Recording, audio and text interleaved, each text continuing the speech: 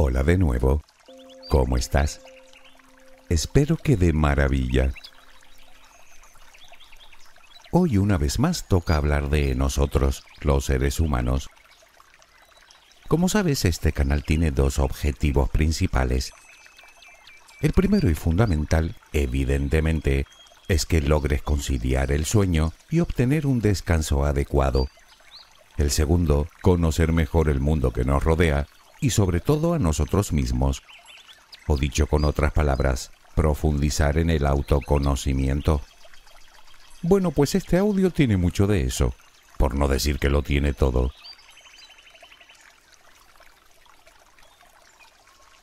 Seguramente habrás escuchado en algún momento esa expresión que dice: cambia de ti lo que te molesta de mí. Claro que es posible que, aun habiéndola oído, para ti esa frase siga sin tener demasiado sentido. Al fin y al cabo yo soy yo y tú eres tú, y pueden haber 1000 cosas que no te gusten de mí, que te produzcan algún tipo de rechazo, quizá rasgos o comportamientos o conductas que te desagraden. Desde luego espero que no sea así, aunque deduzco que en ese caso no me estarías escuchando.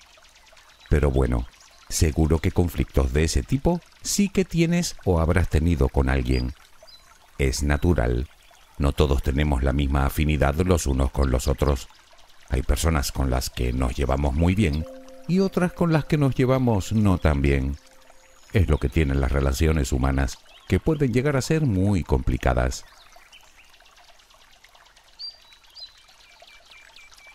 Pero, ¿y si te dijera que muchas veces lo que no nos gusta de los demás, lo que criticamos en otras personas, es exactamente lo mismo que no nos gusta de nosotros mismos y que para evitar reconocerlo, lo proyectamos en quien tenemos delante?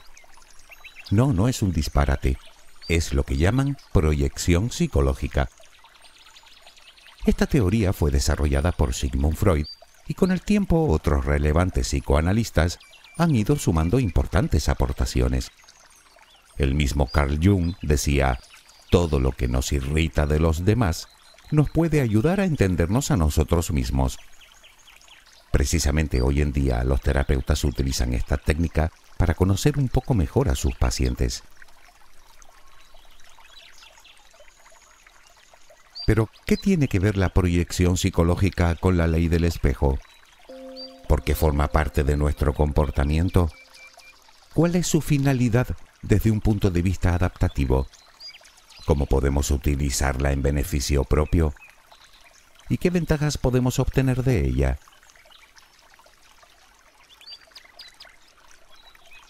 Es obvio que mirar hacia adentro y observar cara a cara nuestros defectos, nuestras debilidades, o lo que consideramos que no es aceptable, o lo que nos resulta doloroso de nosotros mismos, sean conductas, emociones, sentimientos, incapacidades, culpas, heridas del pasado no cerradas o incluso traumas relacionados con nuestras vivencias, no es lo que se dice sencillo. De hecho, es más bien todo lo contrario, puesto que requiere de un cierto grado de valentía, de madurez y de una buena dosis de honestidad. No obstante, contamos con una herramienta muy poderosa que nos puede ayudar a conseguirlo: la ley del espejo.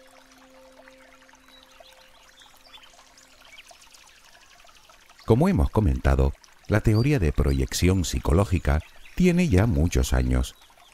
Y lo que viene a decir es que muchas veces, cuando observamos a un semejante, lo que estamos haciendo es mirarnos en un espejo en el que generalmente de forma inconsciente vemos tanto lo que nos gusta como lo que no nos gusta de nosotros mismos, a veces porque no queremos verlo y otras veces simplemente porque no podemos. Naturalmente no es algo que suceda siempre y en todas las situaciones, pero sí que es razonablemente habitual, sobre todo cuando estamos ante alguien que por alguna razón nos produce cualquier tipo de rechazo.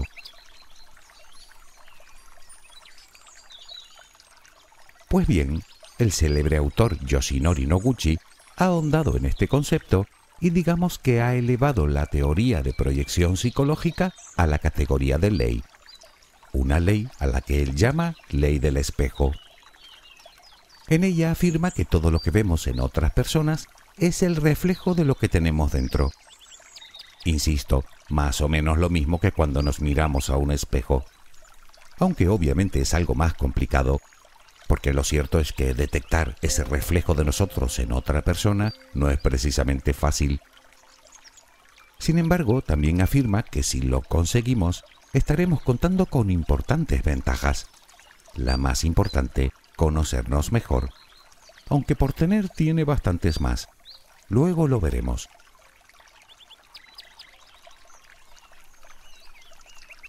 Empecemos por el principio. Quizá la primera pregunta a la que debemos responder es la misma de siempre. ¿Por qué? ¿Por qué proyectamos en los demás lo que no nos gusta de nosotros? ¿Qué nos hace actuar así? Bueno, todo parte de nuestra visión subjetiva de la realidad. Vemos solo lo que queremos ver, en el sentido más literal de la expresión. Nuestro cerebro actúa como filtro y centramos la atención en aquello que nos resulta más significativo, tanto positiva como negativamente, por lo que nos resultará más sencillo identificarlo y detectarlo en los demás.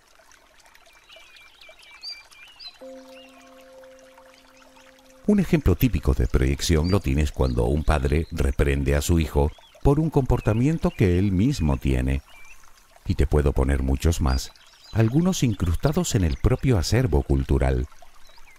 Seguro que alguna vez habrás escuchado ese viejo refrán que dice: «Cree el ladrón que todos son de su condición». O «Vemos la paja en el ojo ajeno y no vemos la viga en el nuestro». Pues hablamos más o menos de lo mismo.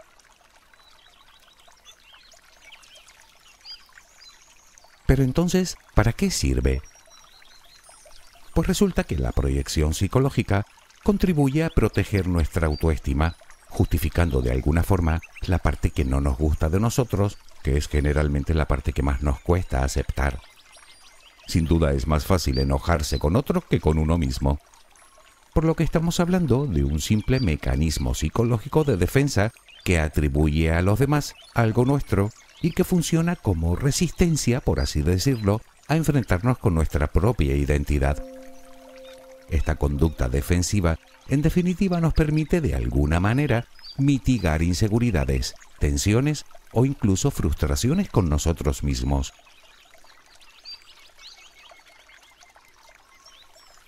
En cualquier caso, vaya por delante que no siempre reaccionamos de la misma manera. Lo más normal es que ante una situación en la que nos vemos reflejados, sintamos rechazo, o rabia, o ira. Sin embargo, también es probable que ese malestar nos produzca bloqueo o tristeza. Naturalmente, lo que permanece casi siempre invariable es que terminamos sintiéndonos molestos con los demás, muchas veces intentando racionalizar las conductas ajenas y, por supuesto, negando taxativamente que nosotros actuamos de la misma manera.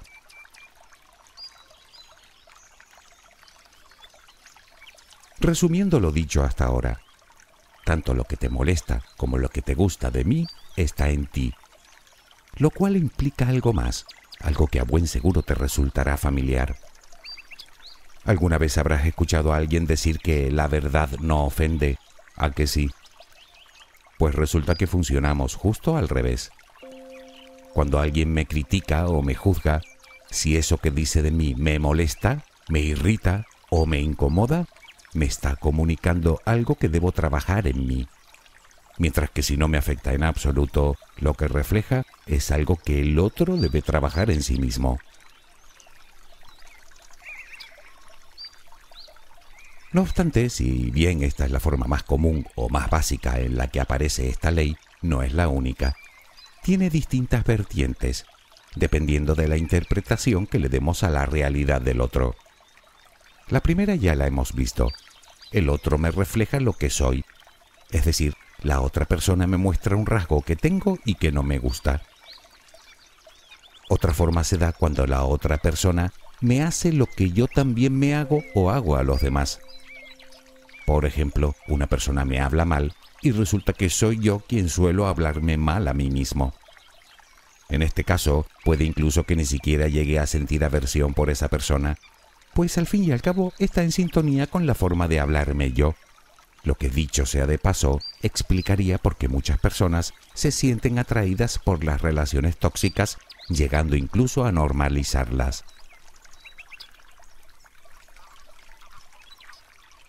La tercera versión de esta ley, y que también nos puede causar gran malestar emocional, se da cuando la otra persona no me muestra lo que soy, sino lo que no soy y que de alguna manera me gustaría ser.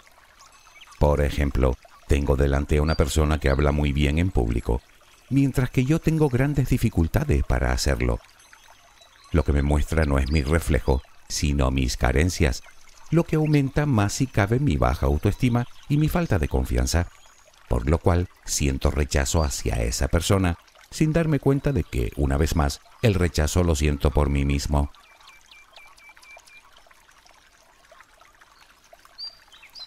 Por último, una cuarta forma que podríamos atribuir a esta misma ley está íntimamente vinculada a nuestras propias expectativas, y se trata de la idealización que a veces hacemos de los demás. Aparece cuando nos creamos altas expectativas para con una persona y comenzamos a darnos cuenta de que no se corresponden con lo que esperábamos, lo cual nos crea un conflicto con ella, sin percatarnos de que el problema de base es nuestro, pues somos nosotros los que nos creamos las expectativas que generalmente esconden detrás nuestro empeño en intentar controlar lo que no podemos controlar de ninguna manera, como es lo que dice, hace o piensa un semejante.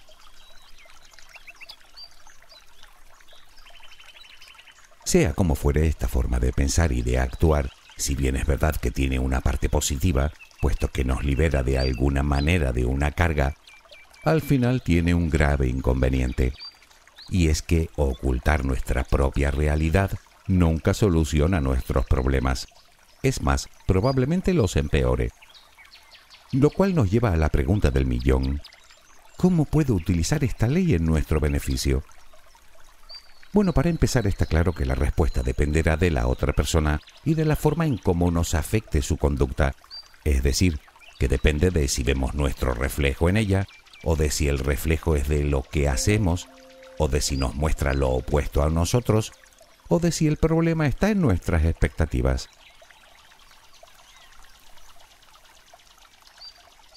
Con base a esto, la única manera de abordar el tema es desde un honesto análisis. Un análisis que tiene dos partes. Primero, el análisis objetivo de la otra persona. Y segundo, el análisis de uno mismo, que a la postre viene a ser el más importante porque es en nosotros en quien debemos trabajar. Te sugiero que tomes papel y lápiz porque toca apuntar varias cosas.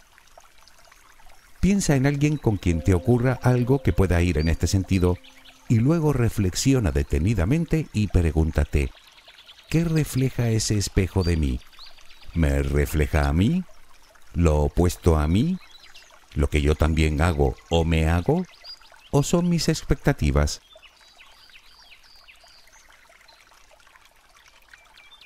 Vayamos al primero de los casos, es decir, cuando lo que nos molesta es por similitud con la otra persona. En este supuesto hablamos de una parte que no queremos ver ni aceptar de nosotros, algo que nos resistimos a reconocer. Por lo tanto, el primer paso es apuntar exactamente lo que nos incomoda de esa otra persona, con ejemplos concretos, y luego analízate a ti desde la honestidad, la objetividad y alejándote en la medida que puedas de la culpa. A continuación, busca las posibles similitudes, los aspectos que tienen en común. Recuerda que la autocrítica, bien entendida, es una de las mejores herramientas para conocernos. Por último, acéptate. Acepta que tú también tienes el mismo comportamiento, o los mismos sentimientos, o la misma forma de pensar, o la misma forma de reaccionar. Sabes perfectamente que en la aceptación está el germen de la mejora y de la transformación. A partir de ahí, intenta perdonar a esa persona y, más importante aún, perdonarte a ti. Eso te liberará de la carga y tal vez hasta mejore tu relación. No tienes por qué decírselo. A veces el perdón es un acto íntimo que no necesita de verbalización. Por último, agradécele lo que has aprendido de ti y déjalo marchar.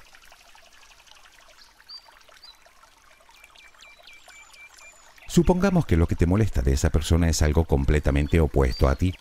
Pongamos, por ejemplo, lo de hablar en público. A esa persona no le cuesta lo más mínimo y tú te sientes incapaz de hacerlo. En este caso, lo que el espejo te muestra es tu propia inseguridad, tu falta de confianza, tal vez tu falta de valentía. Por lo tanto, una vez más, nos encontramos con aspectos que debes trabajar en ti. Apunta exactamente lo que te molesta de esa persona. Como ves, el problema no es suyo, es tuyo. Y así debes aceptarlo para luego comenzar a trabajar en tu autoestima.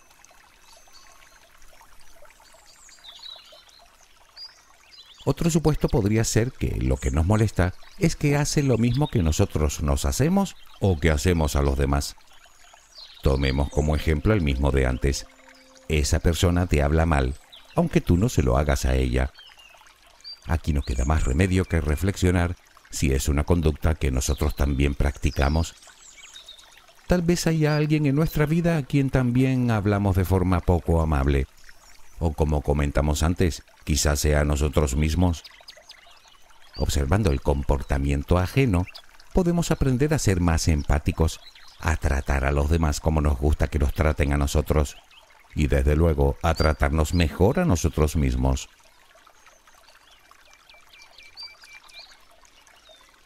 Por último, nos queda el supuesto en el que entran en juego nuestras expectativas no cumplidas. Si lo piensas detenidamente, llegarás a la conclusión de que las expectativas suelen ser egoístas, pues queremos que las cosas sean como deseamos nosotros y no como son realmente. En este caso, la única respuesta es dejar de lado nuestra necesidad de controlar los factores externos a nosotros, sean personas o situaciones. Ni lo uno ni lo otro van a ser como nosotros esperamos que sean, ni debemos entrar en la manipulación para que cambien a nuestro antojo. Como sabes, en esta vida lo único que podemos controlar es a nosotros mismos. Así pues, intentemos controlar nuestro empeño en idealizar. Tanto las personas como las situaciones son las que son. Y sin duda, lo más inteligente es tratar de aceptarlas, sin intención de cambiarlas, pues nos ahorraremos un buen montón de decepciones y frustraciones.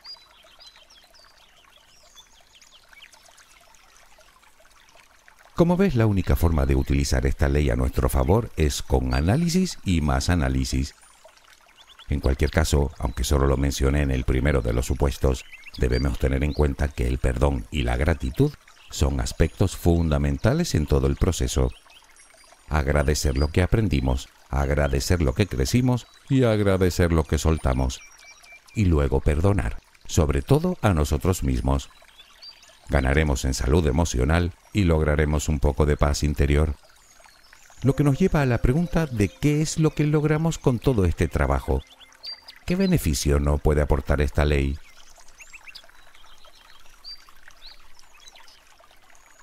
El primero ya lo mencionamos, el autoconocimiento, lo cual no es poca cosa, sobre todo porque no solo nos permite conocernos a nosotros mismos, incluido nuestro lado oscuro y nuestras sombras que todos tenemos, sino que también nos da la posibilidad de conocer mejor a los demás, lo que redunda en la mejora de las relaciones y nos hace ser más compasivos. Por otra parte, nos ayuda a desarrollar la empatía, es decir, a ponernos en el lugar del otro. Además, mejora nuestra autoestima, nos permite dejar atrás ciertas inseguridades y favorece nuestro pensamiento positivo. Y por si todo esto fuera poco, mejora nuestro equilibrio personal y emocional, nos hace ser más autoconscientes, nos permite despegarnos un poco de nuestro ego, algo harto importante, y nos aleja del victimismo.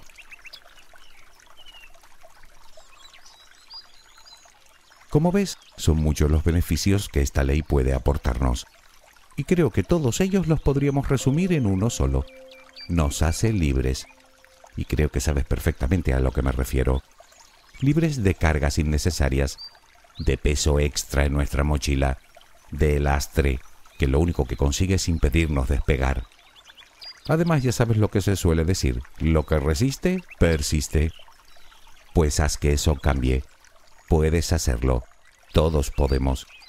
Solo hay que estar dispuesto a mirar hacia adentro. Sí, sé que no es fácil, Pero, ¿y lo que ganamos con ello? Piénsalo un momento. Seguro que llegas a la misma conclusión que yo. Merece la pena el esfuerzo, sin duda alguna. Espero que tengas una luminosa jornada. Hasta muy pronto.